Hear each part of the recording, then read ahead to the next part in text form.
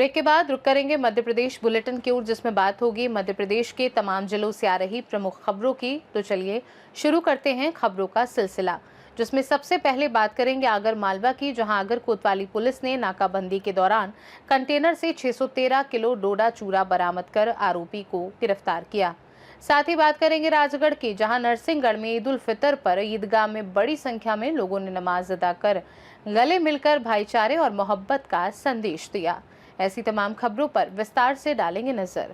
आगर मालवा के कोतवाली थाने की पुलिस ने मुखबिर की सूचना पर बड़ी कार्यवाही करते हुए कंटेनर से अवैध मादक पदार्थ डोडा चूरा बरामद किया। कंटेनर में सोयाबीन के भूसों के बीच छिपाई गई 31 बोरियों में कुल 613.6 किलोग्राम डोडा चूरा पाया गया, जिसकी कीमत 1 करोड़ 22 लाख रुपए आंकी गई।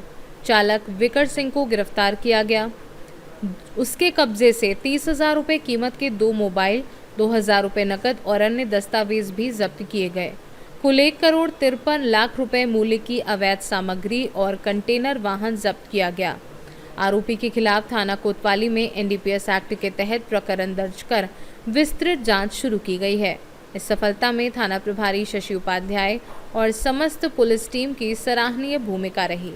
अधीक्षक महोदय द्वारा विनोद सिंह जी द्वारा निर्देश देकर एक टीम बनाई गई और नाकाबंदी की गई। जो 12 से 2 के बीच में एक ट्रक जो पंजाब पासिंग था वो आया, उसको जब रोका और उसकी जब तलाशी ली गई तो उसके अंदर DOC होती है और DOC के अंदर अवैध डोडा चूरा भरा हुआ था। उस अवैध डोडा चूरा जो कि लगभग 6 कुंटल 13 किलो 600 ग्राम के करीब है, और उसको टीम द्वारा जो थाना प्रभारी शशि जिस टीम में जो कि संजय गुनेरा, अजय जाट, सुनील पटेल, सूरज जोशी, मोहनवेंद्र गुजर और ऋतुराज सोलंकी और भी लोग जो पूरी टीम थी, जिनने इसको लाकर इसमें जो कुल जो संपत्ति जो जब्त हुई है वो लगभग 1 करोड़ 53 लाख की कुल संपत्ति इसमें जब्त हुई है, जिसमें ट्रक भी है, मोबाइल भी है और उसके बाद जो नगद 2,000 रुपये वो है और DOC भरी हुई थी। इसको इस तरह घटना को अंजाम दिया गया कि उसमें DOC थी। जब सामान्य रूप से आप देखोगे तो जो बिल्टी वगैरह सब उसकी DOC की थी, लेकिन परफेक्ट सूचना मुखबिर की होने से इसको जब रोक कर इसकी जब तलाशी ली गई और जिस तरह इसमें सामान को चेक किया गया तो इसमें 2 कलर की है, ब्लैक सी बोरी है, इसके अंदर डोडा चूरा था और सफ़ेद वाली में DOC थी। जब इससे पूछताछ की गई तो ये पंजाब का है, विकार सिंह, जो कि तरन तारण का रहने वाला। जब इससे पूछताछ की गई तो फिर इसने बताया कि मैं ये डोडा चूरा कहाँ से लाएं, क्या है इसकी पूरी, इससे अभी PR लेकर कार्रवाई कर रहे हैं। इसमें जो लोग भी अन्य शामिल होंगे सभी पे कार्रवाई होगी। अभी इससे पूछताछ कर रहे हैं क्योंकि ये पंजाब का है और इसको इतना उस जहाँ से लाया अभी पूरी तरह से स्पष्ट बता नहीं पा रहा, लेकिन क्योंकि इसका रिमांड लेकर उसमें पूछताछ करके और जो भी इसके द्वारा जहाँ से भी लाया उन पर भी कार्रवाई करेंगे। पंजाब ले जा रहे थे, ये तरन तारण का है और ये वहीं पंजाब ही लेके जा रहा था, क्योंकि वहाँ DOC वगैरह जाती हैं और ये इसी का फ़ायदा उठा के DOC के अंदर इस तरह इसको अवैध रूप से डोडा चूरा को लेके जा रहे थे। इसकी कुल कीमत जो वाहन सहित जो है वो इसकी तो जो डोडा चूरा उसकी 1 करोड़ 22 लाख 72 हज़ार है। 30 लाख का इसमें ट्रक भी है, उसके अलावा एंड्रॉयड मोबाइल है, 2,000 इसके पास से नगद जब्त और ट्रक की भी कीमत इसमें शामिल है। आगर मालवा से सी न्यूज़ संवाददाता अर्श अहमद कुरैशी की रिपोर्ट।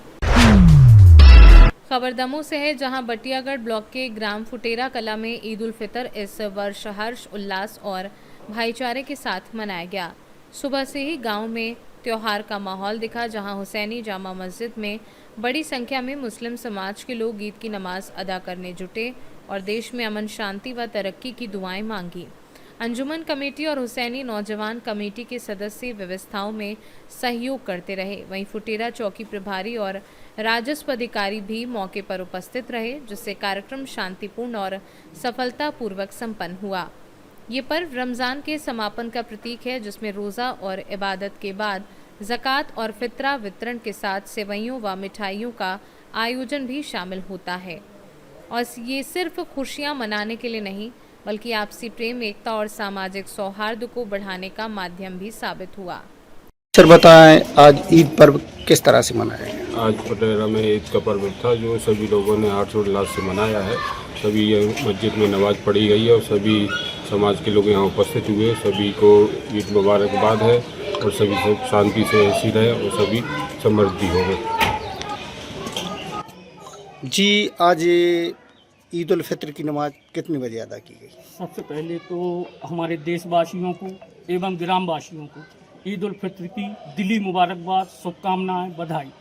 आज हुसैनी जामा मस्जिद में 9 बजे ईद उल फित्र की नमाज अदा की गई, जिसमें अमन चैन, देश के भाईचारे के दुआओं के साथ एक दूसरे से गले मिलकर मुबारकबाद दी। साथ साथ हमारे ग्राम के वरिष्ठ लोगों की मौजूदगी रही। हमारे चौकी प्रभारी सर पटवारी जी, बड़े भाई नन्हे पटेल, चाचा शंकरलाल नामदेव और सभी लोगों की मौजूदगी में एक दूसरे से गले मिलकर एक दूसरे को मुबारकबाद पेश की। शुक्रिया।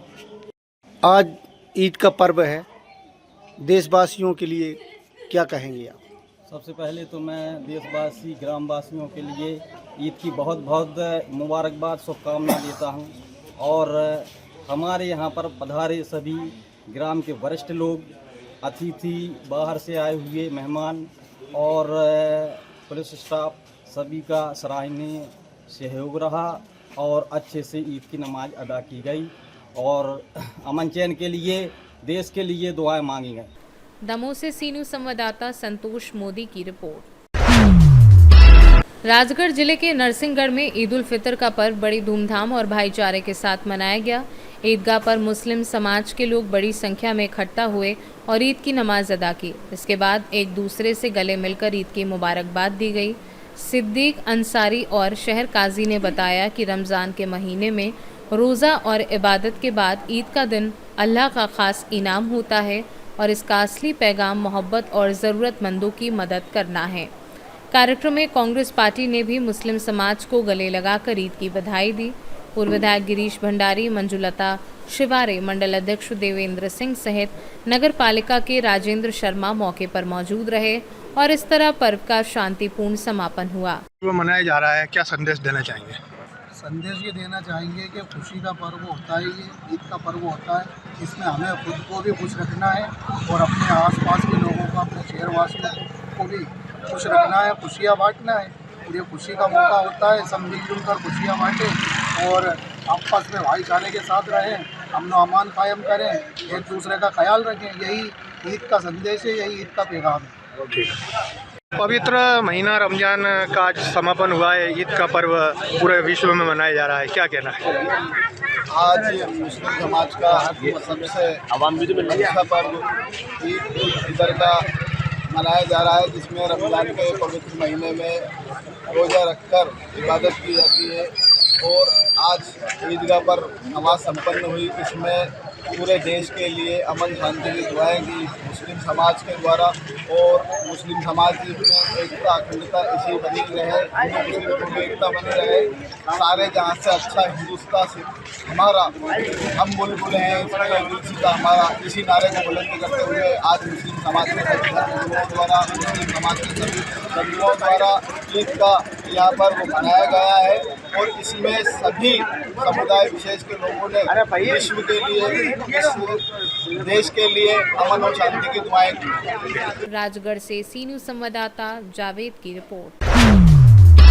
रीवा जिले सहित आसपास के कई जिलों में तेज आंधी और बारिश से किसानों के गेहूं और अन्य फसलों को भारी नुकसान हुआ है। संयुक्त किसान मोर्चा के नेता एवं किसान संघर्ष समिति के राष्ट्रीय महासचिव शिव सिंह और कार्यकारी प्रदेश अध्यक्ष इंद्रजीत सिंह शंखू ने रीवा जिले के कुल्लू, बेहरा, सुमेधा सहित अन्य प्रभावित इलाकों का भ्रमण कर किसानों की परेशानियों को देखा।